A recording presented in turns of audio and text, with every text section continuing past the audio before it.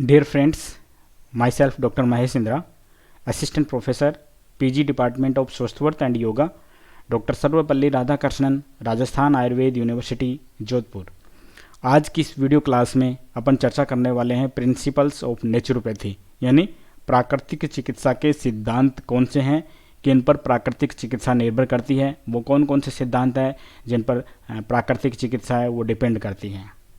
तो सबसे पहला जो सिद्धांत बताया गया है वो है रोग की तीव्र अवस्था एक उपचारात्मक प्रतिक्रिया है, यानी व्यक्ति को कोई भी रोग अगर तीव्र अवस्था में हो रहा है तो वो उसके लिए प्रोटेक्टिव है, वो उसकी स्वास्थ्य रक्षण की प्रक्रिया है। Acute disease is remedial one.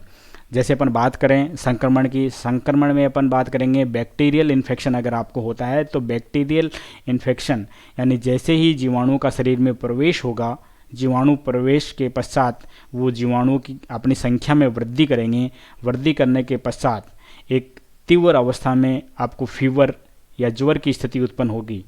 तो फीवर का बढ़ना अपने आप में एक प्रोटेक्टिव अवस्था है, क्योंकि ये जो तापमान जो बढ़ा हुआ तापमान जो होगा वो उन जीवाणुओं का नाश करेगा, जीवाणुओं का नाश करेगा और स्वेदन यानी स्वेद की प्रक्रिया के द्वारा वो धीरे से आपका फीवर है वो बिल्कुल डाउन आ जाएगा, ज्वर से आपको नाश हो जाएगा। कहने का अर्थ ये है कि इसकी संक्रमण की अवस्था में जो टेम्परेचर बढ़ा, जो आपकी एक्यूट अवस्था उत्पन्न हुई वो आपके लिए प्रोटेक्टिव थी और उसी ज्वर के बढ़े हुए टेम्परेचर की वजह से उन जीवाणुओं का नाश हुआ और जीवाणुओं का नाश होने की वजह से ही आपको रोग से मुक्ति हुई। इसी प्रकार छर्दी अगर आपको होती है तो छर्दी की प्रक्रिया में भी ऐसे ही है कि आप अहितकर आहार विहार का सेवन करते हैं या अन्य कोई टॉक्सिन्स का आपके शरीर में प्रवेश कर जाता है या आप गलती से ग्रहण कर लेते हैं, ऐसी अवस्था हो सकती है। या अन्य कोई धूल मिट्टी जो पदार्थ हैं वो आपके अंदर प्रवेश कर जाते हैं, तो उसके फलस्वरूप उन टॉक्सिन्स को शरीर से बाहर निकालने के लिए ही शरीर की एक प्रक्रिया होती है छर्दी। तो जो छर्दी का होना ही उन टॉक्सिन्स को बाहर निकालना और अहितकर आहार विहार है उसको बाहर निकालना, तो ये आपके लिए एक प्रोटेक्टिव है, शरीर का अपना एक स्वास्थ्य रक्षण का मैकेनिज्म होता है। यही प्रक्रिया अतिसार में भी होती है। जब व्यक्ति विशेष किसी अहितकर आहार विहार का सेवन कर लेता है या अन्य कोई ऐसी विषय वस्तु जो शरीर के लिए स्वास्थ्यप्रद नहीं है और शरीर को उससे बाहर निकालना ज़रूरी हो जाता है, तो इंटेस्टाइन इस तरह का अपना एक व्यवहार करती है जिसके फलस्वरूप गुदा मार्ग से वो सभी पदार्थ जो शरीर के लिए हानिकारक हैं उन सभी को शरीर से बाहर निकाल देती है। छवतु छींक की जो प्रक्रिया है वो भी इसी तरह की है। कोई धूल मिट्टी के कण हो सकते हैं या अन्य कोई पदार्थ हो सकता है जो नासा के द्वारा अंदर प्रवेश की कोशिश उसकी होती है, तो उसके परिणाम स्वरूप छींक जो है उन पदार्थों को शरीर के नासा मार्ग से अंदर प्रवेश नहीं करने देती है या नासा मार्ग में होने वाले जो रोग हैं उनसे शरीर को बचा देती है, या नासा मार्ग में अन्य कोई रोग होने की स्थिति अगर होती है तो उनसे शरीर को बचा लेती है और वो छंतु के द्वारा छींक के द्वारा वो सारे टॉक्सिन्स हैं जो अंदर जाने वाले थे, धूल मिट्टी के कण है जो अंदर प्रवेश करने वाले थे, उनको बाहर ही रख देता है या बाहर उनको फेंक देता है। इसी प्रकार शोथ की प्रक्रिया में भी आपको पता है कि उस स्थान पर टेम्परेचर बढ़ जाता है और टेम्परेचर का बढ़ना है उस स्थान पर ऐसी परिस्थिति उत्पन्न करता है जो वहाँ पर रोग उत्पन्न हुआ है या जो फिजियोलॉजी विकृत हुई है, पैथोलॉजी वहाँ पर उत्पन्न हुई है, उसको वापस सामान्य स्थिति में लेकर आता है। तो कहने का अर्थ यह है कि रोग की तीव्र अवस्था है वो वास्तव में एक उपचारात्मक प्रतिक्रिया है शरीर की। दूसरी अपन बात करते हैं कि chronic disease are the outcome of wrong treatment and suppression of acute disease. जो जीर्ण व्याधि है, शरीर में जो भी जीर्ण व्याधि उत्पन्न होगी वो कैसे उत्पन्न होगी, वो या तो किसी जो तरुण या नव व्याधि है उसको आपने दबाया है यानी उसको आपने इग्नोर किया है तो उस स्थिति में उत्पन्न होगी, या आपने उसका गलत चिकित्सा प्रबंधन यानी गलत ट्रीटमेंट आपने उसका लिया है तो वो जीर्ण व्याधि उत्पन्न होगी। इस तरह जीर्ण व्याधियों की उत्पत्ति प्राकृतिक चिकित्सा के सिद्धांत से होती है। तीसरी बात अपन करते हैं सिद्धांत में, तो शरीर स्वतः ही विरोहण की क्षमता रखता है।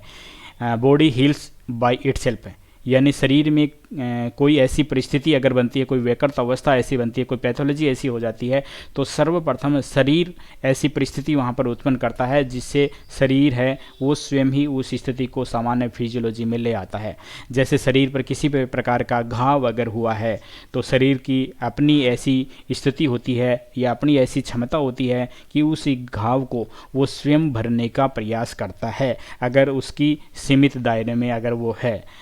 इसी प्रकार अस्थि भग्न की स्थिति है, तो अस्थि भग्न में भी आपने देखा है कि प्राचीन समय में भी अस्थि भग्न की अवस्था में अस्थि को सामान्य स्थिति में ला करके और खपच्ची बांध दी जाती थी बिना किसी औषधि का प्रयोग किए हुए, और कुछ समय पश्चात वो अस्थि का संयोजन वहाँ पर हो जाता था, वो अस्थि आपस में, बोन आपस में जुड़ जाती थी। इसी प्रकार रक्तस्राव की स्थिति अगर होती है, किसी बॉडी के किसी भी अंग पर चोट लगने के पश्चात जो रक्तस्राव होता है वो भी कुछ समय पश्चात शरीर की अपनी क्षमता के अनुसार वो रक्त स्कंदन, वहाँ पर ब्लड क्लॉट है वो अपने आप में बन जाता है। यानी शरीर है वो स्वतः ही विरोहण की क्षमता रखता है, यानी शरीर में अपनी एक ऐसी पावर होती है जिसके कारण शरीर में जो भी पैथोलॉजी उत्पन्न हो रही है उसको वापस फिजियोलॉजी में कन्वर्ट करने का पूरा प्रयास करता है। इसके पश्चात है दौर्बल्यता ही रोगों का कारण है, कोज ऑफ डिजीज इनर्वेशन। ये आपको पता है कि अहितकर आहार विहार का आप सेवन करते हैं या मिथ्या आहार विहार का आप सेवन करते हैं तो उसके कारण शरीर में दौर्बल्यता उत्पन्न होती है, और ये दौर्बल्यता ही आगे चल कर के विभिन्न प्रकार के रोगों का कारण बनती है। और नेक्स्ट है विषाक्त द्रव्यों का संग्रही रोगों का कारण है। शरीर में जो टॉक्सिन्स है उनका इकट्ठा होना, उनका डिपोजिशन होना, उनका एक्युमुलेशन होना ही आगे चलकर के रोगों का कारण बनता है, आगे चलकर वो रोगों की उत्पत्ति करते हैं। सबसे पहला है आमविष। आमविष शरीर में यदि आप अपने भोजन में अहितकर आहार विहार का सेवन करते हैं, वो जो भोजन के नियम बताए गए हैं उनका आप सेवन नहीं करते, जो आपका रस आदि धातुएं हैं उनका प्रॉपर निर्माण आप में नहीं हो रहा, भोजन के ग्रहण करने के नियमों का आप पालन नहीं कर रहे हैं, तो उस स्थिति में आम विष का निर्माण होता है, और ये आम विष आगे चलकर ही विभिन्न प्रकार के रोगों का निर्माण करते हैं। दूसरा बिंदु अपन बात करें पुरीष संचय। पुरीष संचय आपको पता है कि मल है वो अधारणीय वेग है, वो उसमें बताया गया है। यदि जिस समय में मल का वेग, पुरीष का वेग प्रवृत्त होता है, उस समय अगर अपन उनको शरीर से बाहर नहीं निकालते हैं, यानी उसका संचय बराबर होता रहता है, पुरीष का संचय लगातार बना रहता है, कॉन्स्टिपेशन की स्थिति अगर लगातार बनी रहती है, तो वो आगे चल करके विभिन्न प्रकार की गुदा रोगों की या अन्य उदर रोगों की उत्पत्ति वो आगे चल करके करता है। जीवाणु जनित मल संचय। शरीर में विभिन्न प्रकार के विभिन्न जीवाणु हैं शरीर के अंदर प्रवेश कर जाते हैं, और उनके द्वारा जो मल शरीर से, उनके शरीर से बाहर निकलता है, उसका लगातार संचय होते रहने से फिर आगे चल करके वो विभिन्न प्रकार के विष निर्माण का कार्य करते हैं शरीर के लिए, और वे आगे चल करके रोग निर्माण भी करते हैं। एंटीबायोटिक्स का संचय। यदि मनुष्य लगातार एंटीबायोटिक्स का सेवन अगर कर रहा है, एंटीबायोटिक्स का सेवन करने से उनके कुछ विषैले टॉक्सिन्स जो हैं वो उनका शरीर में संचय होता रहता है, और शरीर में संचय होते रहने के पश्चात एक स्थिति ऐसी आती है कि उनकी मात्रा इतनी अधिक हो जाती है कि वो आगे चल करके रोग का निर्माण शरीर में करते हैं। इसके बाद की अगला स्थिति है कि व्यायाम व शारीरिक गतिविधियाँ शरीर में पोषण स्तर एवं मलों के निष्कासन के मध्य संतुलन बनाए रखती है। Exercise provides balance between nutrition and drainage.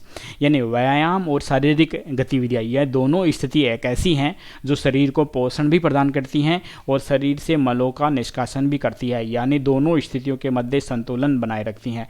जैसे आप प्रॉपरली अगर व्यायाम करते हैं, आप शारीरिक गतिविधियाँ आप करते हैं, तो आपकी रस रक्त आदि जो धातुएँ हैं उनका प्रॉपर निर्माण होता है, यानी धातुओं का पोषण है वो बराबर होता रहता है, और उसी प्रक्रिया के फलस्वरूप इन्हीं व्यायाम और शारीरिक गतिविधियों के फलस्वरूप शरीर से मल आदि जो टॉक्सिन्स हैं उनका बाहर निकल करके वो मल निर्गमन की क्रिया है उसमें भी आपकी सहायता करते हैं, यानी पोषण और मल निष्कासन दोनों की क्रियाओं के मध्य संतुलन बनाए रखते हैं।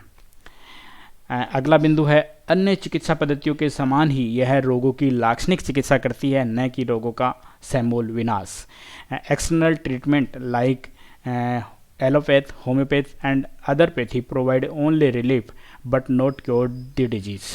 कि ये अन्य जो चिकित्सा पद्धतियां हैं उसके समान रोगों की लाक्षणिक चिकित्सा करती है, यानी जो जो लक्षण है आपको शरीर में उत्पन्न होते हैं, शरीर के बाहर उत्पन्न होते हैं, उनको ठीक करने का कार्य इस प्राकृतिक चिकित्सा के द्वारा किया जाता है। जबकि रोग का समूल विनाश इसे नहीं होता है। ये अक्सर से ये बात सही भी है और कुछ ये गलत भी है, लेकिन कुछ आचार्यों ने कुछ वैज्ञानिकों ने ये बात कही है, इसलिए अपन को ये डिस्कस करना यहाँ पर ज़रूरी था। नेक्स्ट अपन बात करें, आहार मात्रा है जो है वो शरीर निर्माणात्मक सामग्री है, न कि जीवनीय शक्तिवर्धक। यानी foods are the building blocks of our body but not increase the vitality. यानी आहार जो मात्रा, जो आप फूड, जो भोजन आप ग्रहण करते हैं वो शरीर निर्माण में तो सहायक है, यानी शरीर निर्माण उसके द्वारा किया जाता है, न कि जीवनीय शक्ति वर्धक है।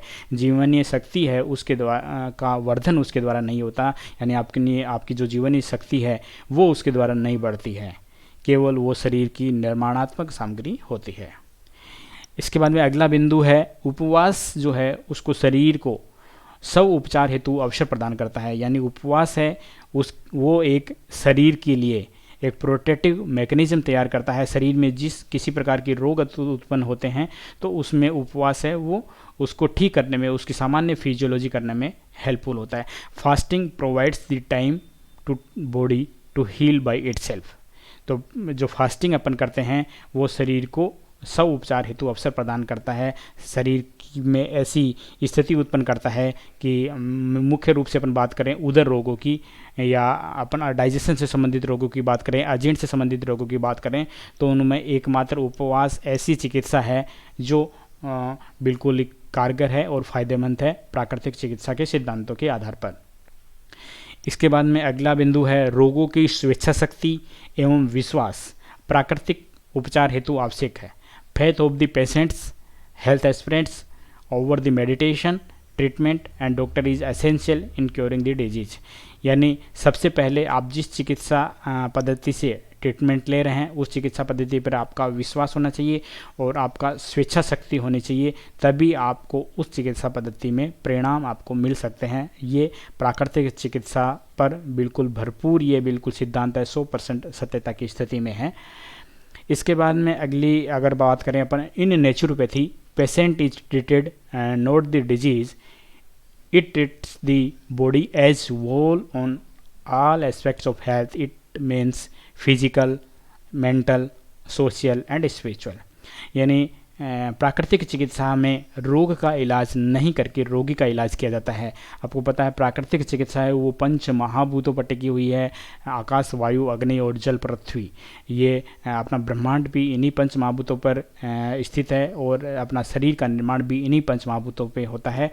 तो इस नेचुरोपैथी में, प्राकृतिक चिकित्सा में रोग का इलाज नहीं करके रोगी का इलाज किया जाता है, और वो भी सभी पहलुओं पर, जैसे फिजिकल है, मेंटल है, सोशल एंड स्पिरिचुअल। इन सभी पहलुओं पर प्राकृतिक चिकित्सा कारगर है या इन पर प्राकृतिक चिकित्सा का असर है।